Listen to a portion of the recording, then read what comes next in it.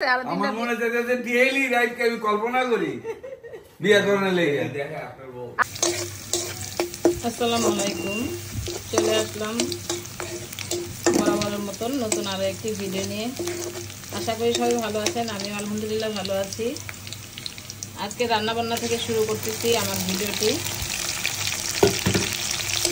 আমি এখন রান্না করছি লাউ শাক দিয়ে চিংড়ি মাছ। তো দেখতেই পাচ্ছেন ছোটো ছোটো চিংড়ি মাছ দিয়ে অল্প একটু লাউ শাক রান্না করতেছি। হ্যাঁ, তো ছেলে ভার্সিটিতে যাবে, ওর নাস্তা এখন আমি রেডি করে দিব, তাই একটু তাড়াহুড়া করতেছি। এখানে ধনিয়া, হলুদ, মরিচ, লবণ দিয়ে দিলাম। তো মশলাটা কষানো দিয়ে তারপর আমি ওই পাশে যাব, ওই রান্নাঘরে যাব, ছেলের জন্য পরোটা ভাজবো।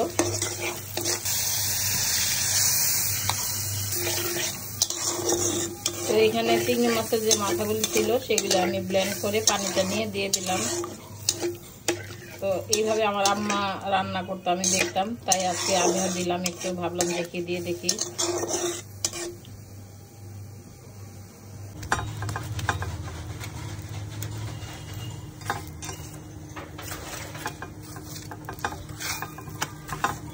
পানি ফুটতেছে তো নাফিস?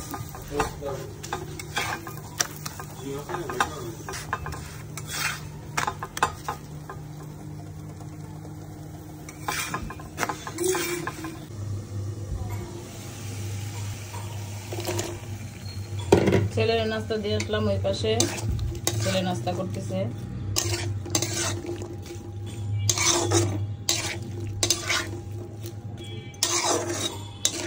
আমি ইউটিউব জগতে এসেছি অনেকদিন হয়ে গেছে, প্রায় 3 বছর হয়ে গেছে। তো আসলে এখানে থেকে কোনো সফলতা অর্জন করতে পারতেছি না, বা সামনের দিকে এগিয়ে যেতে পারতেছি না।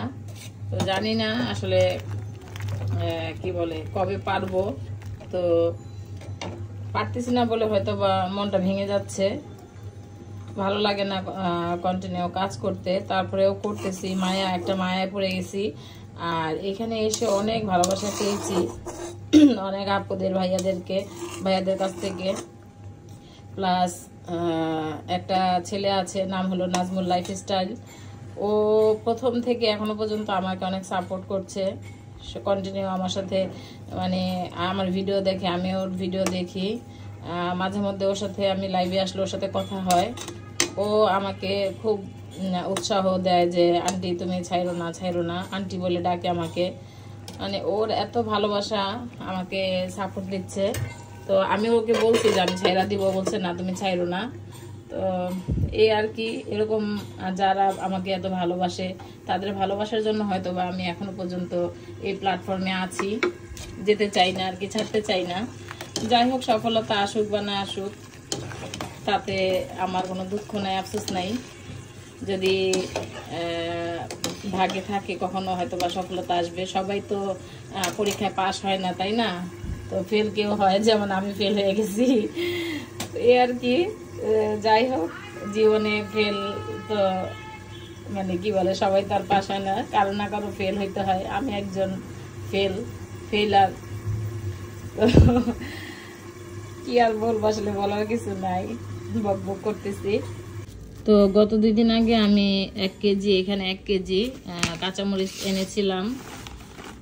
এগুলি আর সংরক্ষণ করা হয়নি সময় সুযোগের অভাবে। আর এখানে আবার পরের দিন 1 কেজি এনেছিলাম, মোট টোটাল 2 কেজি। তো এই 2 কেজি আমি কাঁচামরিচ সংরক্ষণ করব।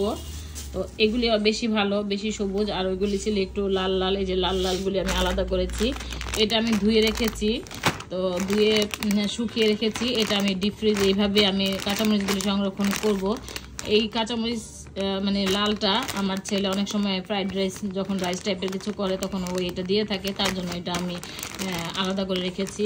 আর এগুলি ধুয়ে আমি শুকাইতে দিব, একটু পানি ঝরিয়ে নিব, তারপর আমি ওই জিপলক ব্যাগের মধ্যে ছোট ছোট প্যাকেট করে রেখে দিব।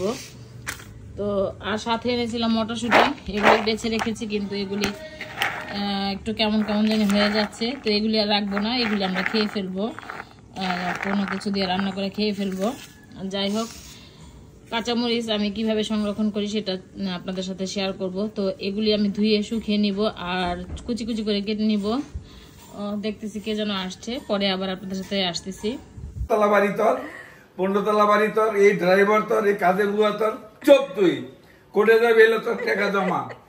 আরে আমার এত উপায় না, আমার জব কিরা লাগবো, পোলালা চিকা বাগা কই থাকবো, তোর এই বাড়ি তোর এই বাড়ি, আর এই ডেইলি একটা করে বিয়া। শোন না, বিয়া করা মামা বিয়ে করা সুন্নত, কিন্তু 4টা তো আমরা তো একটা, তার 3টা বাকি দিয়েছি না। আপনার কি এখন ইচ্ছা করতেছে আর 3টা? আমার মনে চাইছে যে ডেইলি রাইটকে আমি কল্পনা করি বিয়া করার লেগে। আমি কিন্তু মামা ভিডিওটা কিন্তু ছেড়ে দিব না, আমি সত্য কথা কইছি। হ্যাঁ, আমার এই বস সবচেয়ে ভালো হইলে কি কন্ট্রোলে করতে পারবো না, তো আমি আমার তো জব কিরা ভালো। আপনার খাওয়ানোর ক্ষমতা থাকলে আপনি করতে পারেন। না না, কি এর ক্ষমতা আছে? ক্ষমতা নাই যাও, টাকা যদি থাকতো তাহলে আর লাভ কি বিয়া করে? তোমার পোলারে বুঝাইতেছি এটা। আমার ছেলের বিয়া করতে দেরি আছে মামা, বড় ছেলে বিয়া করবো 2 বছর আমার পরে। মনে করে ডেইলি একটা করে বিয়া করি, একটা করে বিয়া করে এক এক জায়গায় রাখি। আর আমার সামর্থ্য কুলাইতেছে না, যে আল্লাহ যদি সামর্থ্য দেয় তাহলে ঠিকই বিয়া করুন। তো আমি কিন্তু এর মধ্যে শাকগুলি দিয়ে দিছিলাম আর কি। তো দেখতেই পাচ্ছেন একদম অল্প একটু শাক। এগুলি আমাকে একজন দিয়েছিল গতকালকে। এতক্ষণ যে কথাগুলি বললো একটু আগে দেখলেন, ওটা আমার মামা, মেজো মামা। তো তার কথাগুলি আমি বলছি, মামা আমি কিন্তু ভিডিও করবো। করো, সমস্যা নাই। যাই হোক, আমার মামার কথায় কেউ কিছু মনে করবেন না। আমি কাঁচামরিচগুলি ধুয়ে এইভাবে অনেকক্ষণ শুকিয়ে নিলাম, পানি ঝরিয়ে নিলাম আর কি। তো শুকিয়ে গেছে, দেখতে পাচ্ছেন তোয়ালের মধ্যে সব পানিগুলি চুষে নিছে।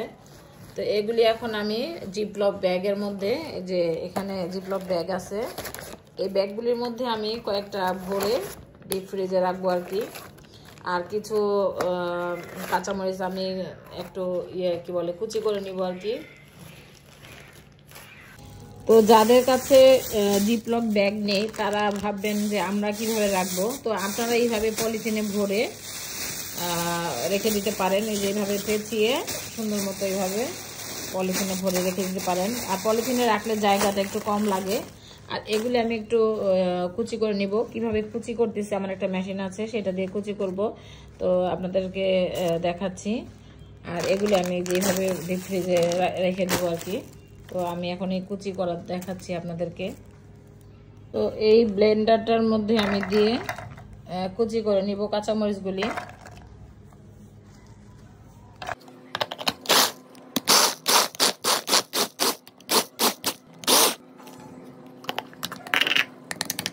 এইভাবে কুচি করে আমি এটাকেও জিপলক ব্যাগের মধ্যে ভরে নিব।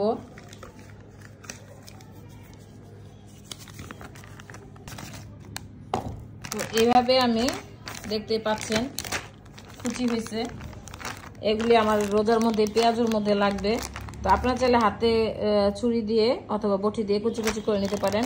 তো আমার খুব তাড়াতাড়ি হয়ে গেছে, তার জন্য আমি এটা দিয়ে করে নিছি আর কি। তো বাকিগুলি আমি করে আপনাদের সাথে আবার আসতেছি। যে বাকিগুলি কুচি করা হয়ে গেছে। তো এইভাবে আমি যে জিপলক ব্যাগ ভরে আমি ডিপ ফ্রিজে রেখে দিব।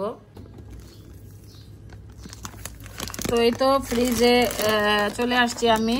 তো এইভাবে আমি এই যে কাঁচামরিচগুলি সংরক্ষণ করব।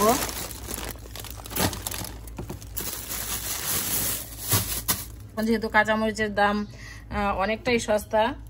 তো এই যে ননদের বাড়ি থেকে মুরগি নিয়ে আসছে। এখানে 3টা মুরগি, 4টা মুরগি কিনেছিলাম 2000 টাকা দিয়ে। তো একটা এনে খেয়েছি এর মধ্যে।